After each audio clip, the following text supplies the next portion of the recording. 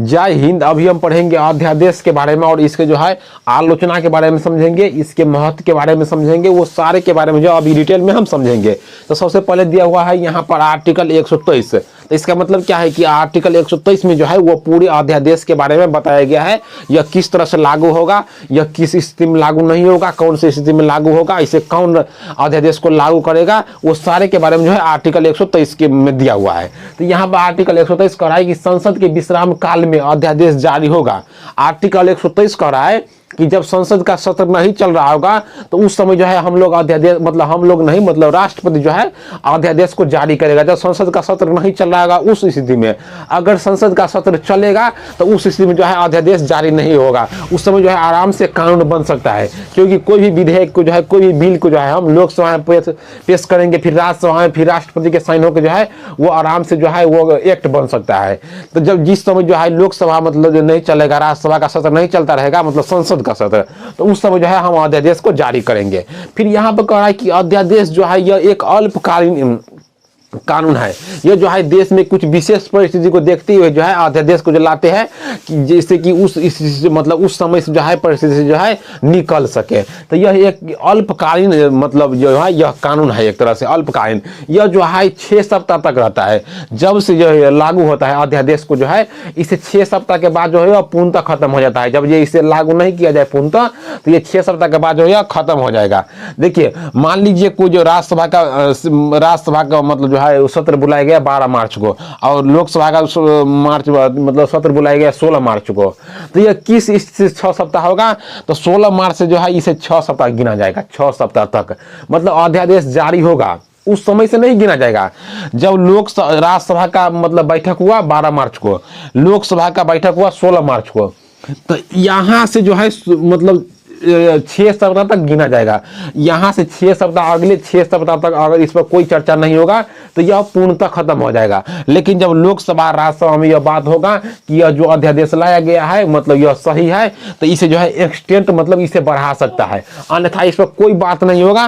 तो यहां से मतलब 16 मार्च से, 12 मार्च से नहीं, यहां से गिन के 6 सप्ताह के बाद जो है यह पूर्णतः खत्म हो जाएगा। तो यह क्या है? एक अल्पकालीन जो है यह शक्ति है।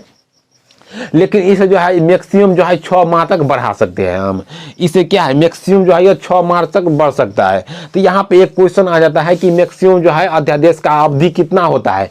मैक्सिमम अध्यादेश का अवधि कितना होता है? तो देखिए यहाँ पर मैक्सिमम है 6 माह, ये अपने आप कितना रहता है? तो 6 सप्ताह तक रहता है। देखिए ये अपने आप तक 6 सप्ताह रहता है और मैक्सिमम हम इसे बढ़ा सकते हैं 6 माह तक। तो इसका पूछेगा कि मैक्सिमम अवधि कितना होता है, तो 6 माह और 6 सप्ताह। तो यहाँ पर जोड़ लीजिए 6 माह और 6 सप्ताह, यानी कि 42 दिन, मतलब कि 1.5 महीना मान लीजिए। तो यहाँ पर कितना हो जाएगा? 7.5 माह, 7/2, 1/2 पूर्णांक 7, 7.1/2। तो मतलब कितना हो गया? 7 दूना 14, 1 15/2, मतलब कि 7.5 माह तक इसका जो है मैक्सिमम अवधि रहता है। यह वेरी इंपॉर्टेंट क्वेश्चन है, एक बार और समझिए। यहाँ पर देखिए, यहाँ पर कहता है कि अध्यादेश कितने दिन तक लागू रहता है? तो 6 सप्ताह तक। लेकिन इसे मैक्सिमम कितने दिन तक लागू रहता है? तो कितने दिन तक बढ़ाया जा सकता है? तो इसे 6 माह तक बढ़ाया जा सकता है। लेकिन यहाँ पे क्वेश्चन पूछ सकता है कि मैक्सिमम इसका अवधि कितना होता है, मैक्सिमम अवधि। तो मैक्सिमम अवधि में इसे 6 माह भी जोड़ा जाएगा और यह जो 6 सप्ताह है वो भी जोड़ा जाएगा। तो मैक्सिमम अवधि कितना हो जाएगा? 6 माह 6 सप्ताह, यानी कि टोटल मिला के जो है लगभग 7.5 माह इसका मैक्सिमम अवधि रहता है। यह राइट क्वेश्चन का आंसर हो जाता है। तो यहाँ हम समझ लिए। फिर आगे यहाँ पर कहता है कि जब लोकसभा या राज्यसभा भंग रहेगा तो उस समय जो है हम अध्यादेश को जारी नहीं कर सकते हैं। तो आप यहाँ पर समझिए कि राज्यसभा जो है कभी भंग नहीं होता है, राज्यसभा जो कभी भंग नहीं होता है, लोकसभा भंग होता है। तो जब लोकसभा भंग रहेगा तो उस समय जो है हम अध्यादेश को नहीं ला सकते। हाँ, जब लोकसभा जो है अनुपस्थित रहेगा, मतलब उसका सत्र नहीं चलता रहेगा, तो हम अध्यादेश को लाएंगे, लेकिन वो भंग हो जाएगा। तो हम देखिए लोकसभा राज्यसभा कब भंग होता है वो हम लोकसभा राज्यसभा टॉपिक में आगे पढ़ेंगे। तो आप लोग यहाँ इतना समझिए कि राज्यसभा जो है कभी भंग नहीं होता है और लोकसभा भंग होगा तो अध्यादेश को हम नहीं ला सकते हैं। इतना समझ लिए। फिर आगे यहाँ पर है कि राज्य में जो है आर्टिकल 213 के तहत जो है मतलब राज्यपाल अध्यादेश को जारी कर सकता है। जिस तरह आर्टिकल 123 के तहत जो है मतलब केंद्र लेवल पर संसद में राष्ट्रपति जो है अध्यादेश को जारी करता है, उसी तरह जो है राज्य में राज्यपाल आर्टिकल 213 के तहत जो है अध्यादेश जारी करेगा। सेम परिस्थिति उसमें भी राज्य में भी रहेगा। फिर आगे देखते हैं कि आर्टिकल 123 और 213 को जो है न्यायिक समीक्षा कर सकते हैं। मतलब क्या है यहाँ पर समझिए, अगर राष्ट्रपति अध्यादेश के तहत दुरुपयोग करेगा अध्यादेश के, राज्यपाल जो है आर्टिकल 213 के तहत जो है मतलब अध्यादेश जारी करके जो है इसका दुरुपयोग कर सकता है। तो इसलिए यहाँ पर कह रहा है कि आर्टिकल 123 के और मतलब केंद्र में और आर्टिकल 213 को मतलब राज्य में राज्यपाल और राष्ट्रपति की जो है यह लागू किया है, यह सही किया है लागू या नहीं किया है, वो जो है हमारा न्यायालय केंद्र में सुप्रीम कोर्ट और राज्य में जो है हाई कोर्ट इसे जांच करेगा, इसका दुरुपयोग तो नहीं हो रहा है। तो यही कह रहा है कि आर्टिकल 123 और आर्टिकल 213 को जो है न्यायिक समीक्षा कर सकता है, मतलब इसे जांचा जा सकता है। फिर यहाँ पे एक बहुत इंपॉर्टेंट आ जाता है क्वेश्चन, देखिए यहाँ पे क्या कर रहा है कि संविधान संशोधन के जो है लिए जो है अध्यादेश हम जारी नहीं कर सकते हैं। मतलब संविधान में संशोधन करने के लिए अध्यादेश हम जारी नहीं कर सकते हैं। इसके लिए कानून के तहत जो है संसद जो है अध्यादेश जारी होता है, इसे हम आगे देखेंगे। मतलब संविधान संशोधन करके जो है अध्यादेश जारी कर सकता है, मतलब सॉरी संविधान संशोधन कर सकता है लेकिन अध्यादेश के तहत नहीं। लेकिन फिर यहीं पर एक क्वेश्चन आता है कि अध्यादेश जो है वो मौलिक अधिकार को प्रभावित नहीं करेगा। देखिए दोनों रिलेटेड है, को रिलेटेड है, दोनों एक दूसरे से रिलेटेड है। यहाँ पर कह रहा है कि अध्यादेश जो है वो संविधान संशोधन के लिए लागू नहीं होगा, और फिर यहीं पर कह रहा है कि यह जो है अध्यादेश जो है हमारा मौलिक अधिकार को जो है हनन नहीं करेगा। मतलब इससे जो है कोई मतलब अध्यादेश को जो है अध्यादेश जो है मौलिक अधिकार कोई प्रभावित नहीं होगा।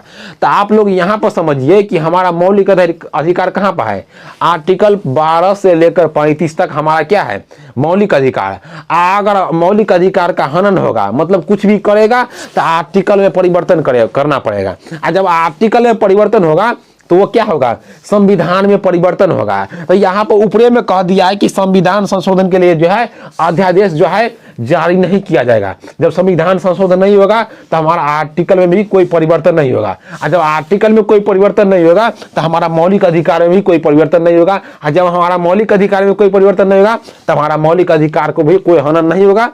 कोई हनन नहीं होगा तो मौलिक अधिकार अपरिवर्तनीय रहेगा, तो हम लोग का भी कोई ठेस नहीं पहुंचेगा, उससे कोई हानि नहीं होगा, कोई लोकतंत्र के लिए जो है यह खतरा नहीं बनेगा। यह जो है क्या है, दोनों एक कोरिलेटेड है। लेकिन यहाँ पे एक इंपॉर्टेंट क्वेश्चन है कि अमेरिका और ब्रिटेन में जो है अध्यादेश जारी नहीं होता है।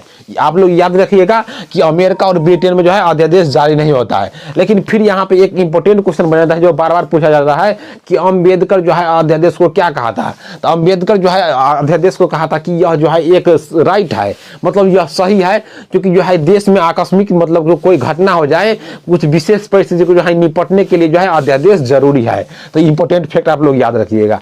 अब देखते हैं इसकी आलोचना के बारे में, फिर देखेंगे इसके महत्व के बारे में। अब आलोचना में क्या हुआ है, देखिए यह कहता है कि कार्यपालिका इसे जारी करता है। आप लोग यहां पर समझिए, हमारा जो कानून बनाता है वो विधायक, हम जिसे चुनते हैं वो विधायक मतलब वह कानून बनाता है, लेकिन अध्यादेश जारी कौन करता है, तो यह कार्यपालिका जारी करता है। देखिए हम जिसे चुनबे नहीं किए तो उसका हमारा क्या अधिकार है, हम राष्ट्रपति पे जाकर कुछ नहीं कर सकते हैं, क्योंकि हम राष्ट्रपति को जो है खुद नहीं हम चुनते हैं, जिससे हमको डर रहेगा कि जनता जो है इनमें से बर्बाद कर देगा।